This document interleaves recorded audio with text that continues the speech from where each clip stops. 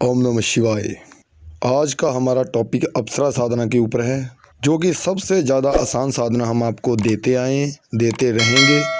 अगर आपकी सपोर्ट रही तो हम बहुत सारी वीडियो आपको देते रहेंगे। आप हमें जितना सपोर्ट करेंगे हम उतनी आपको बड़ी से बड़ी और आसान से आसान साधना भी देते रहेंगे। तो चलिए अब बढ़ते हैं वीडियो की तरफ। ये साधना हमारी रंभा अप्सरा के ऊपर होने वाली है।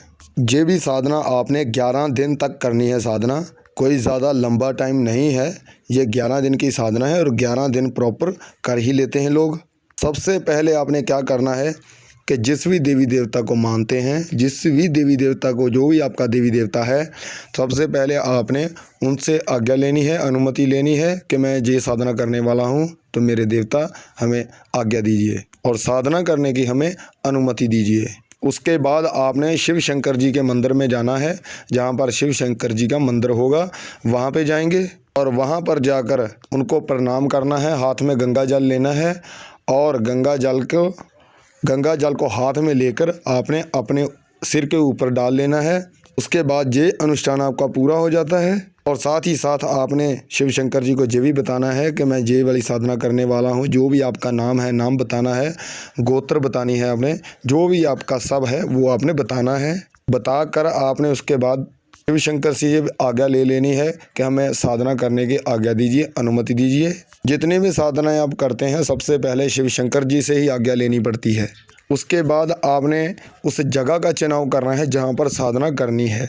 ये साधना आपने घर पे नहीं करनी, परिवार में नहीं करनी। इस साधना को आपने घर से बाहर करना है। कहीं भी खेत खलिहान में कर सकते हैं, जंगल में कर सकते हैं, नदी के किनारे कर सकते हैं, कुएं के पास कर सकते हैं, कहीं भी कर सकते हैं। लेकिन 1-2 दिन पहले जाकर उस जगह को आपने साफ़ सफाई करना है। उस जगह का चुनाव करना है जहाँ पर आपको कोई देख ना पाए। वैसे तो आप कहीं भी साधना कर सकते हैं क्योंकि सर्दियों का मौसम है और सभी लोग बहुत जल्दी सो जाते हैं ठंड के मौसम में, और आप कहीं भी कर सकते हैं। इस सर्दियों के दिनों में आपको साधना करने की आसानी होती है। सर्दियों में ज़्यादातर ठंड का मौसम होता है तो कोई बाहर नहीं निकलता, रात को सो जाते हैं, तो हमारी साधना का टाइम भी रात का ही है। अगर आप कुछ पाना चाहते हैं तो उसके लिए मेहनत तो करना ही पड़ेगा।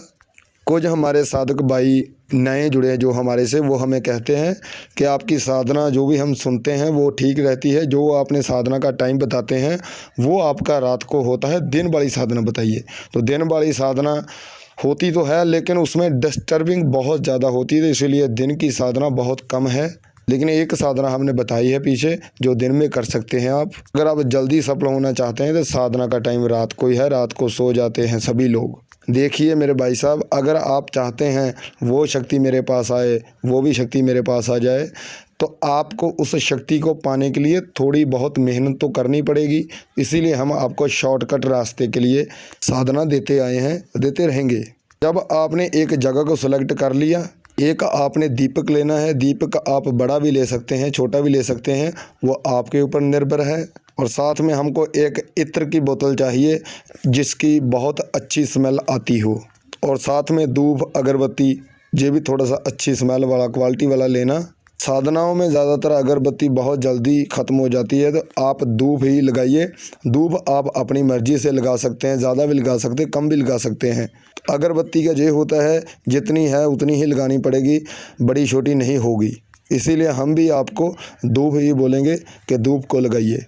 बस यही 3 चीज़ें हमें चाहिए और एक हमको आसन चाहिए जिस पर आपने बैठना है। सबसे पहले आपने दीपक जलाना है।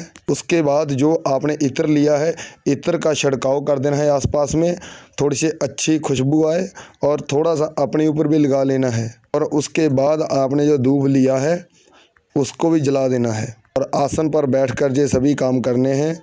उसके बाद अपने जो भी देवी देवता है उनसे आज्ञा अनुमति लेंगे। उसके बाद शिव शंकर जी से आज्ञा अनुमति लेंगे और गणेश महाराज से भी आपने आज्ञा लेनी है, उनको मत भूलना। जब आपने ये सभी आज्ञा ले ली उसके बाद आपने मंत्र जाप करना है। मंत्र जाप आपने रुद्राक्ष की माला लेनी है। माला आप बड़ी भी ले सकते हैं, छोटी भी ले सकते हैं, इसमें कोई शंका वाली बात नहीं है।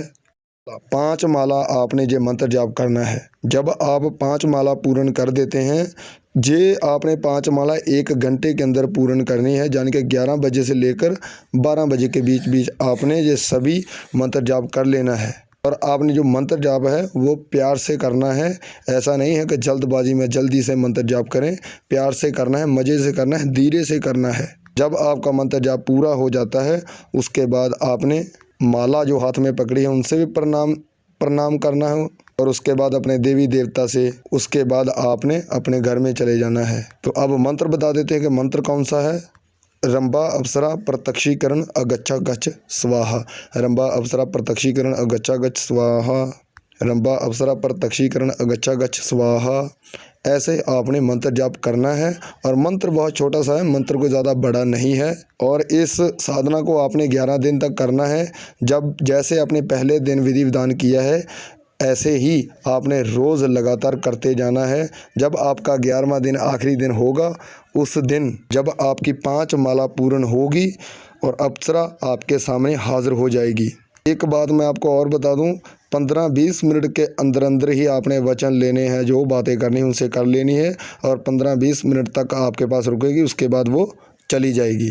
पहला मौका आपने अपने हाथ से नहीं जाने देना। सबसे पहले आपने बात ही वचनों की करनी है कि देवी 3 ही वचन दीजिए हमें, 3 ही वचन लीजिए। 3 ही वचन देगी, 3 ही वचन लेने पड़ेंगे। ऐसे होता है। अगर कोई वचन आपको अच्छा नहीं लगता तो आप उनको ये भी कह सकते हैं कि देवी ये वचन मैं नहीं मांगूंगा ना ही मानूंगा, तो आप कोई भी और वचन दे दीजिए। तो ऐसे वो चेंज भी कर देते हैं। अब नियम की बात कर लेते हैं कि इस साधना में नियम क्या क्या लागू होता है। मीट, मछली, अंडा, दारू पीकर आपने साधना पर नहीं बैठना। जितने दिन आपकी साधना चलती उतने दिन तक इन सभी चीज़ों का आपने बनेज रखना है। जो मेरा भाई दारू पीकर साधना पर बैठेगा हमारी तरफ से सख्त मनाही है। जब आपने शुरू में संकल्प लेना है, जब शिव शंकर जी के मंदिर में जाएंगे, जब आपने शुरू में संकल्प लेना है, साथ में आपने साथ में ये भी कहना है कि मैं इस अप्सरा को देवी के रूप में सिद्ध करना चाहता हूँ और किसी रूप में मत सिद्ध करना और किसी के पीछे मत लगना, वरना आपको बहुत भारी नुकसान होगा और जब नुकसान होता है तो इसका इलाज भी नहीं होता। संकल्प में आपने देवी का रूप ही मांगना है। अब दिशा की बात कर लेते हैं कि आपने बैठना किस तरफ है। पश्चिम की तरफ आपने मुख कर बैठना है। पश्चिम की तरफ जो होती है उस तरफ आपने अपना मुंह करना है, उस तरफ में आपने बैठना है। पश्चिम की तरफ आप बैठेंगे। अब आसन की बात कर लेते हैं।